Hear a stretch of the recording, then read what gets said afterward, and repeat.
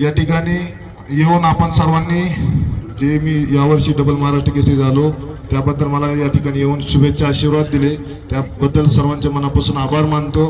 तसेच आमदार साहेब असतील उदयभाऊ असतील सर्व असेच यापुढे खंबीर उभे राहा हीच एक विनंती करतो। आणि जो माझा निर्णय होता मी आज तो सर्वांच्या विनंतीला मान देऊन एकदा पुन्हा स्वीकारतो की नक्कीच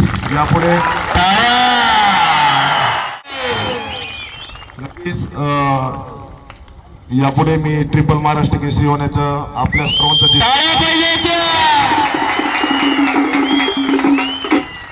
पूर्ण 100% प्रयत्न करील। जो रिझल्ट तो हातात आहे असं मी मानतो, पण आपल्या सगळ्यांचे आशीर्वाद आणि पाठिंबा साथ असेल तर नक्कीच ट्रिपल महाराष्ट्र केसरीची गदा मी येत्या काही दिवसातच घेऊन येईल।